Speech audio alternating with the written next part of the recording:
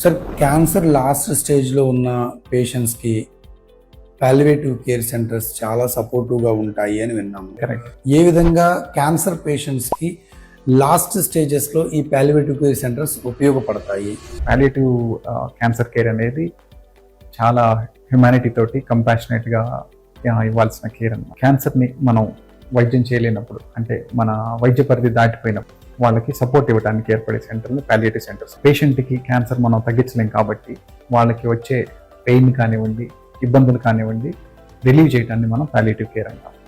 Suppose మనం జీర్ణాశయం క్యాన్సర్లో కానివ్వండి, అన్నవాహిక క్యాన్సర్లో కానివ్వండి, అన్నం తినలేని వాళ్ళకి, అంటే మనకి ఆహారం తీసుకోలేని వాళ్ళకి ఆల్టర్నేట్ మార్గాల ద్వారా, అంటే పైప్స్ ఏర్పాటు చేయడం ద్వారా ఫీడింగ్ అందించుకోవచ్చు. దాంతోపాటు కొన్ని రకాల క్యాన్సర్లో జాండిస్ డెవలప్ అవుతుంది. ప్యాంక్రియాటిక్ క్యాన్సర్ కానివ్వండి, బైల్ డక్ట్ క్యాన్సర్ కానివ్వండి, వాటిని ఆపరేషన్ చేసి రిమూవ్ చేయలేని సందర్భాల్లో కానీ, లేదా వైద్యం చేయలేని సందర్భాల్లో స్టంటింగ్ అంటాం. స్టంటింగ్ కానీ వాటికి బైపాస్ కానీ ఏర్పాటు చేయడం ద్వారా జాండిస్ని రిలీవ్ చేయొచ్చు. అలాగే జీర్ణాశయం క్యాన్సర్లో అడ్డం పడినప్పుడు, అంటే పూర్తిగా ఆహారం కిందకి పోకుండా ఉన్నప్పుడు మనకి వామిటింగ్స్ ఎక్కువయ్యే అవకాశం ఉంటుంది. వాళ్ళకి వామిటింగ్స్ రిలీవ్ చేయడానికి స్టంట్ వేయటం ద్వారా కానివ్వండి, లేదా మనకి బైపాస్ ఏర్పాటు చేయడం ద్వారా కానివ్వండి వామిటింగ్స్ తగ్గించుకోవచ్చు.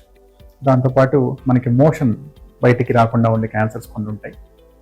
పొలాన్ క్యాన్సర్ కానివ్వండి, రెక్టల్ క్యాన్సర్ కానివ్వండి, బాగా అడ్వాన్స్డ్ స్టేజ్లో ఉన్నప్పుడు అట్లాంటి వాళ్ళకి కూడా మనం స్టోమా క్రియేట్ చేయడం, అంటే పేగును బయట పెట్టడం ద్వారా మోషన్ బయటకు రాకుండా ఉండే దాన్ని ప్రివెంట్ చేయొచ్చు. వీటన్నిటికన్నా ముఖ్యమైనది పెయిన్ చాలా ఎక్కువ ఉంటుంది. అడ్వాన్స్డ్ కండిషన్స్లో మనకి పెయిన్ వస్తుంది. సో పెయిన్ తగ్గించడం అనేది చాలా చాలా ముఖ్యం. కానీ అన్నిసార్లు మనం సక్సెస్ఫుల్ అవ్వలేం. పెయిన్ ప్రాపర్గా తగ్గించడం కూడా మనకి పాలియేటివ్ కేర్లో వస్తుంది.